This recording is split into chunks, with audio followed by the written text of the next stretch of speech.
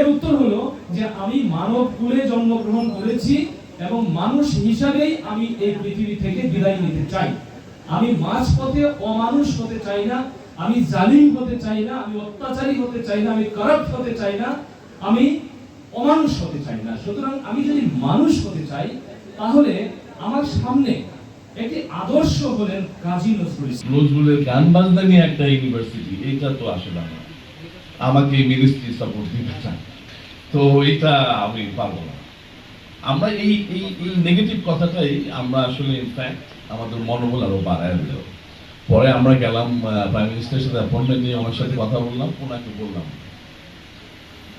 Madam next ethnic, এবং এরপরে ethnic মিটিংয়ে যখন ফাইল উঠলো এটা নো হয়ে আসলো, তারপর আমরা অ্যাপ্রোচ করলাম যে ম্যাডাম এটা আমাদেরকে করে দিতে হবে, এটা আপনি অনেক জায়গায় অনেক কিছু করেন ম্যাডাম, এইখানে ইউনিভার্সিটি যেখানে জমিদাতারা আগে আসছে সেখানে ইউনিভার্সিটি, এটা ডেফিনেটলি আমাদের সরকারের ভাবমূর্তি অনেক উন্নত হবে। আর আমরা চাই যে কবি কাজী নজরুল ইসলাম বাংলাদেশের জাতীয় কবি হিসাবে ওনার এস্টাবলিশমেন্টটা আরো শক্ত হোক, আরো দৃঢ় হোক। চট্টগ্রামে যে ভাটিয়ারি মিলিটারি একাডেমি, সেখানে আমরা যে বড় করে দূর থেকে দেখতে যাই চিরোন্নত মমশির, সেটা বিদ্রোহী কবিতারই বিখ্যাত উক্তি।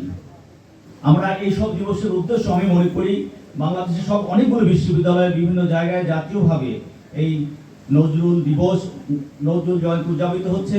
এর উদ্দেশ্য সামান্যটুকু যদি অর্জন হয়, সেটা হলো যে নজরুল যে চেতনা, তার যে দর্শন, আমরা এই অনুষ্ঠানগুলোর মাধ্যমে বছরে বছরে সেগুলো আবার সবার সামনে নিয়ে এসি, আমাদের সামনে তুলে ধরে যেন আমাদের সেই চেতনা আবার আমাদের মাঝে ফুটে ওঠে, আমরা সেই অনুযায়ী চলতে পারি। আমরা মনে করি বর্তমান সরকার এই কাজগুলো করেছেন, তাকে জাতীয় কবি হিসেবে গেজেটে অন্তর্ভুক্ত করেছেন, এর মাধ্যমে সেটা পরিষ্কার হয়েছে। যিনি এই পাবলিক ইউনিভার্সিটি সরকারি বিশ্ববিদ্যালয়গুলো দেখভাল করছেন এবং একইভাবে উনি অর্থরও চার্জে is the honourable member in charge of finance. তো দুটো একসাথে হয়ে অবশ্যই কিছু একটা রাস্তায় বেরিয়ে আসবে।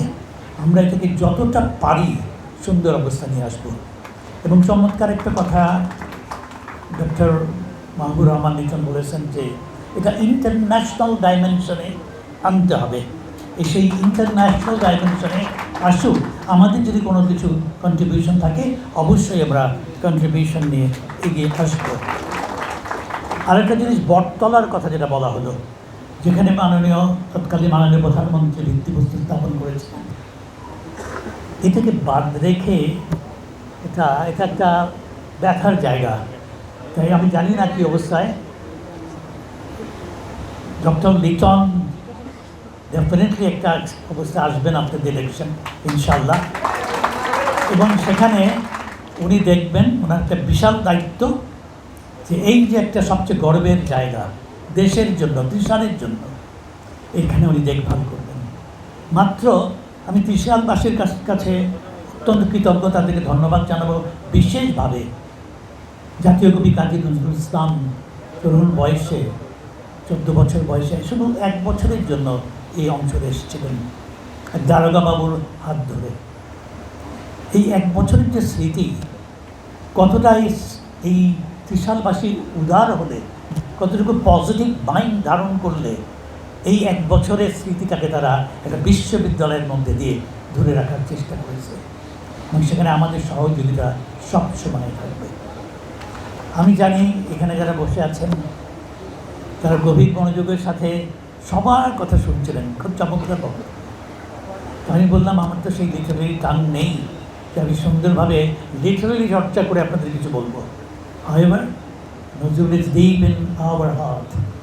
নজরুল সঙ্গীতগুলো যখন অগ্রসর হয়, মানে একটার পর একটা, এটাকে ইংরেজিতে বললে segues from Nazrul, segues from Nazrul to Nazrul, the way blue segues from blue to blue in the sky. আকাশে যেমন ব্লুর মধ্যে দিয়ে হারিয়ে যাচ্ছে, নজরুল শুধু নজরুলের মধ্যে দিয়ে।